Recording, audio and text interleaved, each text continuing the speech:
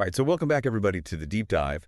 And today we are going to take a deep dive into something pretty consequential, Yeah. something that has really kind of reverberated through the years. And we're going to take a look at the meeting between Donald Trump and Volodymyr Zelensky in the Oval Office. Yeah. We've got a ton of material to go through. We've got articles from the New York Times, CNN, Fox News, and that's just the tip of the iceberg. Right. And then we got some social media trends. We got some search terms. This meeting got everybody talking. Yeah, it really did. We had Lindsey Graham weighing in, Sean Penn. Even Whoopi Goldberg chimed in on this thing. Wow. And so, there's a lot of different angles here. Right. There were a lot of rumors flying around about what happened in the Oval Office. Zelensky's attire became a big topic of conversation. I remember that. And there was even talk of a shouting match. So Yeah. we're going to try to unpack all of that today, figure out what really went down and why it matters. Yeah. And even all these years later. Absolutely. And I think it's important to remember this meeting didn't happen in a vacuum, right? Sure. Yeah. This was a really tense time in U.S.-Ukraine relations. Yeah. The conflict in eastern Ukraine was already underway, and Zelensky, this was his first visit to the White House as president of Ukraine. Yeah, he was looking for support. Exactly. He needed help against Russian aggression. But at the same time, you had Trump dealing with a huge political crisis back home. I mean, the impeachment inquiry was in full swing. Oh, yeah. It was a crazy time in American politics. Yeah. And, that impeachment inquiry was all about whether Trump pressured Zelensky to investigate his political rivals, in exchange for military aid. Yeah. And this meeting took place right in the middle of all of that.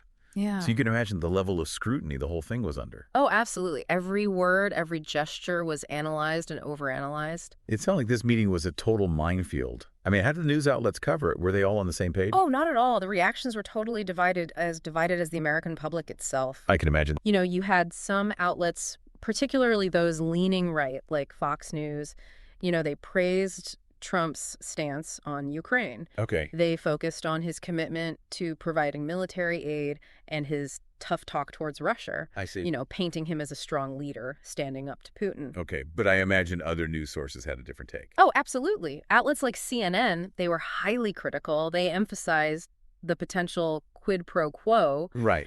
They suggested that Trump was more interested in using Zelensky for his own political gain than actually helping Ukraine. Right. They were concerned about the potential abuse of power. Exactly. And, they highlighted the pressure that Trump might have been putting on Zelensky. Wow. It's amazing how one meeting can be interpreted in such wildly different ways. It seems like everyone saw what they wanted to see. Right. That's the nature of politics, especially these days, with the media landscape being what it is. But beyond the partisan interpretations, there were a few specific details about the meeting that really caught everyone's attention. You mean like Zelensky showing up without a suit and tie that was everywhere? Well, it was everywhere. Zelensky's choice to dress casually for his Oval Office visit was seen by some, like Brett Baer, on Fox News as a breach of protocol. Right, a sign of disrespect. Yeah, exactly. But others saw it as a sign of Zelensky's down-to-earth style, a deliberate move to portray himself as different from the typical stuffy politician. Huh. So even something as simple as clothing can become a political statement. Oh, absolutely. It fed into these broader narratives that were already forming around the meeting. Was Zelensky trying to send a message? Was it a calculated risk? Yeah. It definitely gave everyone something to talk about. And then there were those whispers about a shouting match between Trump and Zelensky. Did anything like that actually happen? Well, there's no official confirmation, and we don't have any video footage of the meeting itself. Right. But some commentators like Brian Glenn claim that things got pretty heated between the two leaders. I can see why that would add fuel to the fire.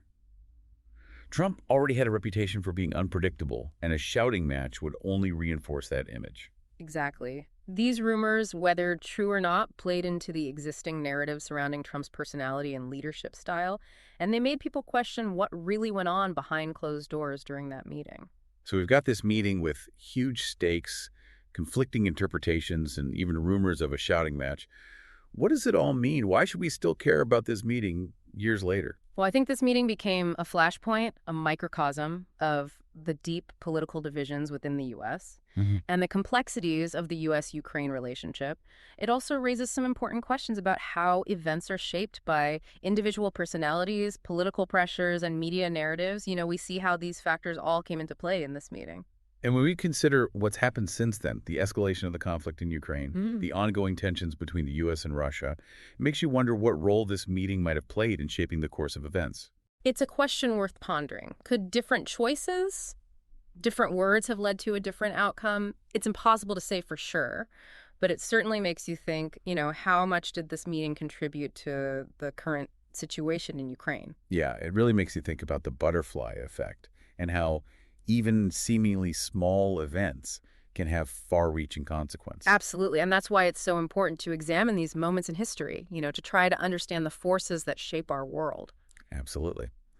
Well, that's all the time we have for today's deep dive, but it certainly gives us a lot to think about. It does. Thanks for joining us, and we'll see you next time. See you later. Bye. Oh. Today is your lucky day. Today is the day that our $3 website works for you, paying you directly to your PayPal daily.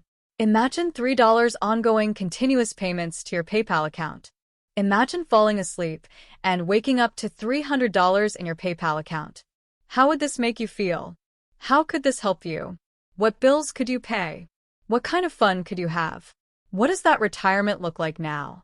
All for a one-time payment of $3. This website is DFY done for you, fully built and completely hosted, and never stops collecting payments for you.